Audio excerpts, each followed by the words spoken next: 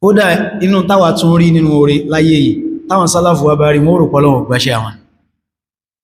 inú taari nínú oore táwọn sálàfù wa bá rí àwọn tàǹtàn fánù sí alkọ wọ́n rò pọ́lọ́wọ̀n gbáṣẹ́ àwọn. mo lọ ṣe wá sí mi kan ẹni tí ó ṣe rìádà wa ní wallahi àwọn afáwa mọ̀ pé ó dẹ̀ pé mi náà ni wọ́n bá rí wọ́n ṣe sáfàr wọ́n rìnrìn àjò tó jẹ́ pé ó dàgbà tẹ́ bá mátìbà tí wọ́n ti wà ń bíbà wọ́n rántí àwọn tí wọ́n rìn nínú desert tí wọ́n sọ pé bultu dama marratayn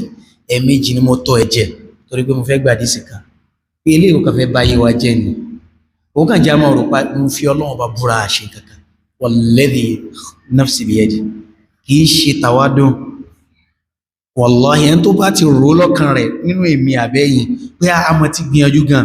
ó súnmọ́ pé nǹkan ti bàjẹ́ nínú iṣẹ́ pé kankan bá wa rún mọ́ bẹ́ẹ̀ ni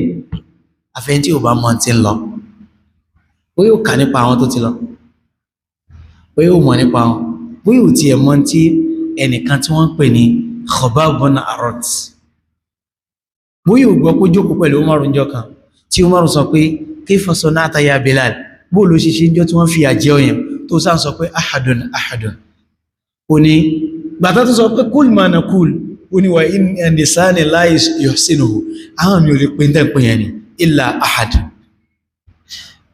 ilé pè nǹkan mi kama qila fi hilyatil awliya wọ́n wá ń sọ bẹ́ẹ̀ tán Khabbab wá ń sọ pé ya amirul mu'minin wẹ̀yìn tèmi náà àmìrù wá ṣí ẹ̀yìn rẹ̀ wọ́n wá ṣí ẹ̀yìn Khabbab ó wá rí pé ìyẹn ti jẹrà in tó jóná tó ti wá súnkì tó ti fa ẹmọ tí ayé bá jóná ó ní wallahi ma ra'aytu mithla ma ra'aytu al-yawm èmi ò tún ríro ilé rí o ó isi ìsọ ẹ̀tún àwọn sábí báwà bá fọwọ́ bó fi sabilillah aṣọ ní alkọ pé níjọ́ kan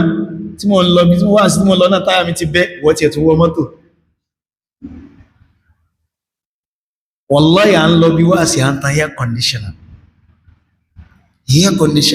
àrò tutù débi wá sí wọ́n àrí àwọn gbìyànjú fi sabilillah mashallah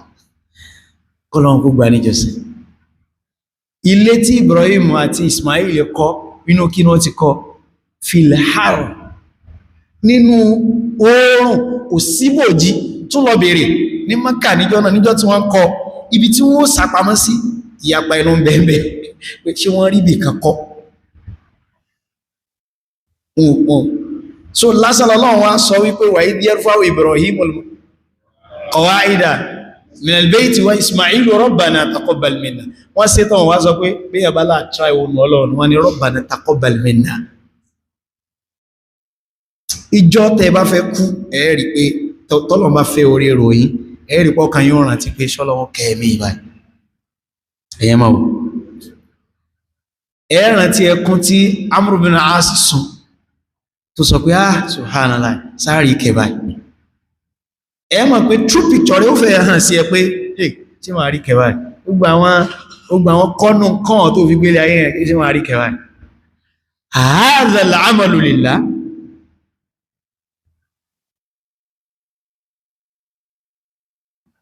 hadha al-amalu lillah Khabbab ṣí ẹ̀yìn rẹ̀ hàn Umar bin Khattab ní wallahi ma ra'aytu mithla hadha manzor ìrírò eléyìí wà má kì sọ́tùkà kí ló ṣe ọ́bẹ̀ qala awqadun nar wọ́n dá iná jọ́lẹ̀ báyìí wà má atfa'aha kò sí tó paná náà àfi ọ̀rá ẹ̀yìn mi wọ́n gbé ẹ̀yìn mi lè ọ̀rá ẹ̀yìn mi ọ̀rá ẹ̀yìn mi ń paná wọ́n yìí tó wá sí hàn yẹn tí wọ́n tí ìbá ṣe Umar